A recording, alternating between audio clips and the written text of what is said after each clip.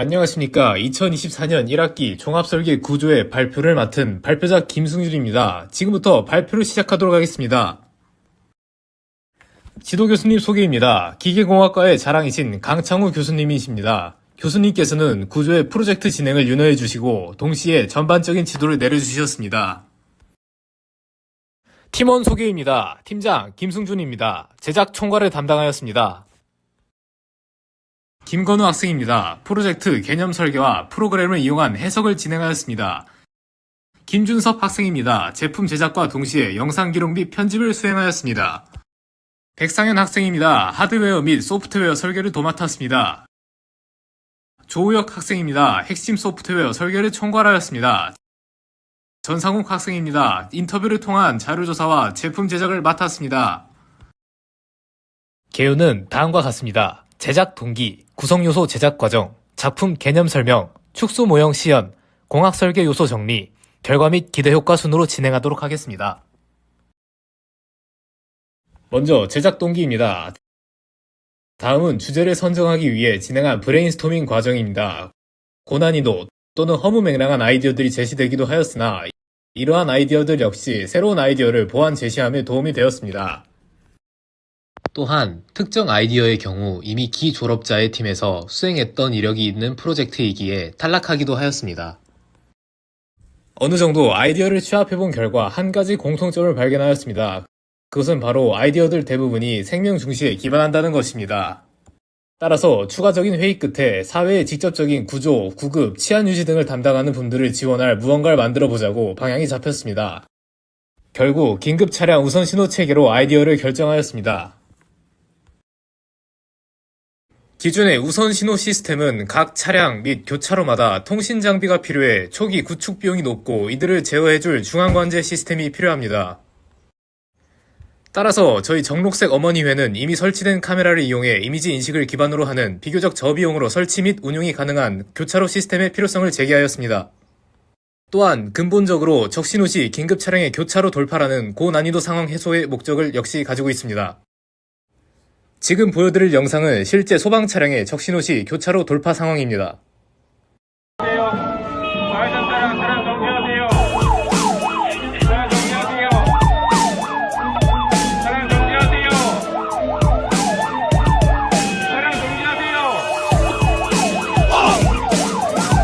야, 아무리 니들 신호라지만 소방차면 좀 비켜줘야 되는 거 아니냐? 이러한 문제를 해결하기 위해 카메라 감지, 긴급 차량 교차로 우선 신호 체계를 고안해내었습니다. 작품 구성 요소 제작 과정입니다. 알루미늄 프로파일을 이용해 만든 신호등 기둥에 카메라를 네 방향으로 부착하여 모니터링 카메라를 구현하였고 폼보드를 이용해 만든 신호등 본체에 6파이 백색 LED와 셀로판지를 달아주어 신호등을 구현하였습니다. 아울러 이러한 카메라와 신호등을 제어하기 위한 회로 구성 작업 이후 아두이노와 ROS상에서 욜로 기반의 머신러닝을 통해 컨트롤 모드를 구현하였습니다. 또한 해당 시스템이 인식할 긴급 차량을 구현하기 위해 기존의 RC 차량에 외부 12V 전원을 스위치 작용을 통해 인가할 수 있도록 슬라이더와 롤러캠 기구를 설계하였으며 이러한 기구는 3D 출력하였습니다. 시스템의 개념은 다음과 같습니다. 먼저 긴급 상황이 아닌 평상시의 교차로에 임의의 소방 차량이 진입하는 모습입니다.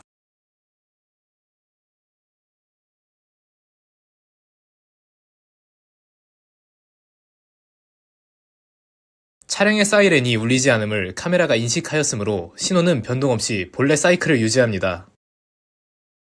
다음은 긴급 상황 시 교차로에 긴급 차량이 진입하는 상황입니다.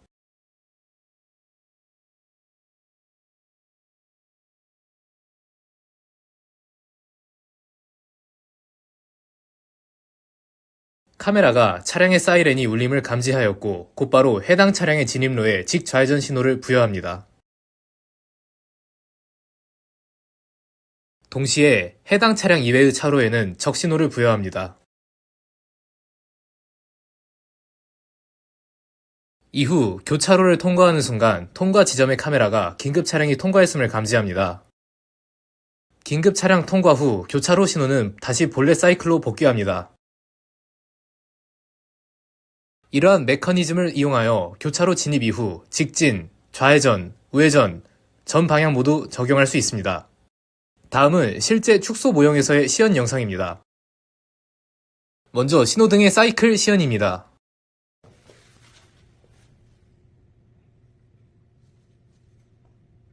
보시는 바와 같이 교차로의 신호가 반시계 방향의 사이클을 가지고 있습니다. 다음은 좌회전 방향 시연입니다.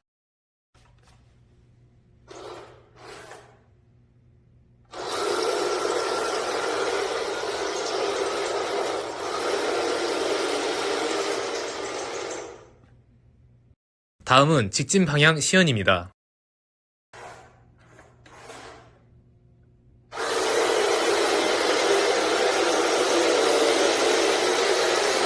다음은 우회전 방향 시연입니다.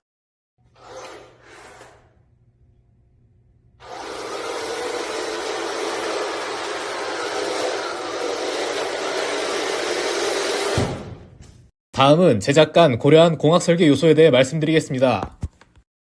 다양한 과목을 참고하였습니다. 추가되는 과목은 기구학, 기소설계, 유한요소법, 전산제도, 기계공자법, 디지털공학, 메카트로닉스, 머신러닝입니다. 먼저 스위치 기구 설계입니다. 기존의 RC 차량의 회전 모터를 재활용하고자 4개의 링크를 이용하여 회전 운동을 직선 운동으로 바꾸어 외부 전원 스위치를 누를 수 있도록 하는 캠 슬라이더 기구를 설계하고자 하였습니다. 해당 기구의 자유도 계산식입니다. 쿠츠바흐 식을 이용하여 4개의 링크, 4개의 풀 조인트를 식에 대입하였을 때 자유도는 1로 계산되었습니다. 즉, 모터로부터 발생한 동력이 기구를 구동할 때 단일 모션만을 취할 수 있음을 의미합니다. 다음은 해당 기구가 재활용한 모터에 의해 정상 구동을 할 수 있는지에 대해 평가하는 과정입니다. 스위치를 전부 누르기 위해선 약 1.5kg 폴스, 즉 15N 정도의 힘이 필요합니다. 해당 모터의 동작 수행 가능성 여부를 평가하기 위해 필요한 기구와 모터의 스펙입니다. 모터의 축에 웜이 결합되어 있으며 이때 모터의 토크는 9.7g/cm, 웜의 줄수 Z1은 3입니다. 이후 동력은 웜기어를 통해 I는 1:28의 감속비를 가지는 감속기를 거쳐 캠의 스퍼기어로 전달됩니다. 이때의 스퍼기어 이수 Z2는 120입니다. 이제 해당 모터가 기구 전체의 감속비를 거쳐 캠의 출력 토크를 증대시키는 과정을 보겠습니다. 식을 보아 캠의 토크는 결국 감속기의 감속비와 웜의 줄수, 스퍼기어의 입수에 의해 약 1000배 정도 증대되었고 이때 토크는 R 크로스 F이므로 캠이 앞으로 나아가는 힘은 역산을 통해 약 22.77N 힘을 산출해내었습니다. 결론적으로 이러한 캠의 전진 힘은 스위치를 누를 때의 힘보다 더 크기 때문에 모터의 토크는 기구를 동작시키기에 충분하다는 결론을 내릴 수 있었습니다. 다음은 해당 기구의 구동간 마모에 대한 평가입니다. 먼저 보실 것은 핀과 롤러 사이의 마모 평가입니다. 먼저 해당 부품의 재료는 3D 출력물이 될 것이기에 PLA로 선정하여 그에 따른 물성치를 이용해 델타를 산출하였고 이를 이용해 곡면 최대 접촉 응력 역시 산출하였습니다. 이때 최대 접촉 응력은 4.79kPa로 재료의 인장 강도에도 훨씬 못 미치는 수준이었기에 기구 구동간 사실상의 마모는 발생되지 않는다고 결론 내렸습니다. 롤러와 슬라이더 역시 앞서의 과정을 통해 그 최대 접촉 응력을 산출해내었습니다. 결과적으로 슬라이더와 롤러 사이에서도 사실상의 마모는 발생하지 않는다고 결론 지었습니다. 아울러 앞서의 응력식과 달리 해당 응력식의 R2가 무한대인 것은 슬라이더의 표면이 평면이기에 이는 직경이 무한대인 원기 등으로 판단할 수 있기 때문입니다. 또한 기구 작동간 지속적으로 부하를 받을 핀에 대하여 NCIS 프로그램을 이용하여 유한요소 해석을 진행하였습니다. 해당 부품을 아우르는 메쉬를 구성하고 재료 물성치와 분포 하중 조건을 입력하여 유한요소 해석을 진행한 결과 핀에 발생하는 최대 응력은 약 77kPa로 해석되었고 이는 재료의 인장 강도인 60MPa에 대해 780의 안전율을 가지며 사실상 해당 기구 운전 조건에서 영구 수명을 가질 것으로 판단하였습니다. 이제 기구의 스펙과 여러 고려 사항들을 평가하였으니 제작에 들어가기 위하여 전산제도를 이용해 기구의 부품들을 제도하고 모델링하는 과정을 가지도록 하겠습니다. 오토캐드, 카티아, 인벤터 프로그램을 이용해 해당 작업을 수행하였습니다. 스위치 기구 부품 제도입니다. 부품이 정상적인 기능을 수행할 수 있도록 치수공차, 기하공차, 표면 거칠기 등을 기입해 주었습니다. 이때 해당 기입 사항들은 KS 기계제도 규격집을 참조하여 기입하였습니다. 예시로서 롤러와 핀 관계에서 롤러의 구멍에는 라지 H7 공차를, 핀의 축에는 스몰 G6 공차를 기입하였고 해당 축과 구멍 모두 부품이 맞닿아 가동하는 가동부이기 때문에 산술 평균 표면 거칠기 기준 0.4의 거칠기 제어 명령을 내렸습니다. 이후 이러한 도면을 토대로 모델링을 수행하였고 동시에 3D 출력하였습니다. 이때 앞서 언급한 표면 거칠기를 충족하기에는 적층 방식의 3D 프린팅은 기술적 한계를 가지고 있습니다. 마치 공작기기에서 볼 앤드 밀이 절삭을 하며 지나갈 때 발생하는 커습 높이와 유사한 양상을 띠는 이 표면에 대해서 다음 그림과 같은 후 가공을 통해 요구되는 표면 거칠기를 만족시킬 수 있었습니다. 울퉁불퉁한 적층 수직면에 퍼티를 도포한 후 이를 사포 작업을 통해 밀어내는 것입니다. 이때 핀 표면에 균등한 연마를 위해 드릴의 척에 핀을 물려 회전시킨 후 이를 400방 사포 스틱을 이용해 유사 선반 가공을 거쳐 가공을 완료하였습니다. 아울러 해당 사포 방수의 선정 기준은 우측의 표를 참고하였습니다. 앞서의 과정들을 통해 기존의 RC 차량의 모터를 재활용하여 외부 스위치를 누를 캠 슬라이더 기구를 완성하였습니다. 지금부터는 메인이 되는 신호 시스템 제작 과정입니다. 구상한 신호등 모델을 시연하기 위해 아두이노를 이용하여 LED 제어 회로를 구성하였습니다. 시연 시 신호의 변화가 잘 보이도록 고휘도 LED를 선정하였으며 전류를 LED 스펙시트상 허용되는 범위 내로 제한하기 위해 다음과 같은 식을 이용하여 전류 제한 저항을 선정하여 각 LED와 직렬 연결하였습니다. 위 회로도와 같이 신호등 모형의 각 LED를 아두이노의 디지털 출력 핀에 연결하였으며 이는 이후 설명드릴 제어 시스템을 통해 제어됩니다. 우선 딥러닝 파트입니다. 실제 모형에 사용할 카메라 모듈로 촬영하였습니다. 촬영한 영상을 통해 라벨링을 진행하였고 객체 인식을 위해 욜로5를 활용하였습니다. 라벨링된 이미지 130장을 통해 딥러닝 200회 진행하였습니다. 이후 추가로 촬영한 영상을 활용해 검증을 진행한 결과 0.9 이상의 인신율을 기록하였으며 이 학습 모델을 시스템 구현에 활용하였습니다. 다음은 시스템 파트입니다. ROS 노에틱, 오픈CV, 욜로5, 아두이노를 사용하였습니다. 토픽이란 ROS 시스템상에서 노드 간의 단방향 통신을 의미합니다. 노드는 ROS 시스템상에서 개별적인 처리를 담당합니다. 앞서 말씀드린 토픽을 통해 받은 데이터를 처리, 가공, 타 노드 송신 등의 일을 수행합니다. 이후 보여드릴 이미지의 화살표는 토픽, 타원은 노드를 의미합니다. 해당 이미지는 ROS를 활용한 신호 처리도입니다. 우선 가장 좌측의 카메라 노드에서 각 카메라 모듈을 통해 읽힌 이미지가 오픈CV를 통해 가공 전달됩니다. 가공된 이미지 데이터는 카메라 이미지 로우 토픽에 담겨서 전송됩니다.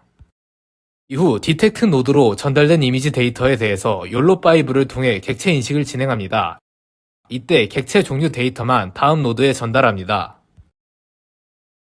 4개의 카메라 노드, 4개의 객체 검출 노드를 통해 나온 객체 종류 데이터들은 모두 아웃렛 노드로 전달되며 이때 이멀전시 데이터가 검출될 경우 추가적으로 위치 정보 역시 전송합니다.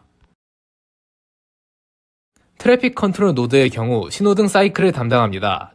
트래픽 토픽을 통해 전달됩니다. 메인 컨트롤 노드는 지금까지 거친 노드들의 정보들을 합산하여 제어를 수행하며 제어 데이터는 컨트롤 MSG 토픽을 통해 아두이노로 전달됩니다.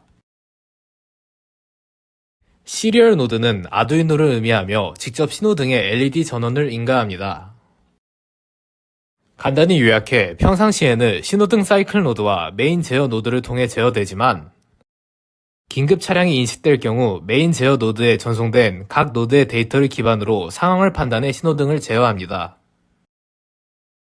이러한 과정들을 통해 프로젝트의 핵심이 되는 교차로 제어 로직과 구동 회로를 완성하였고 최종적으로 이에 기반한 긴급 차량 우선 신호 체계 제작을 완료하였습니다.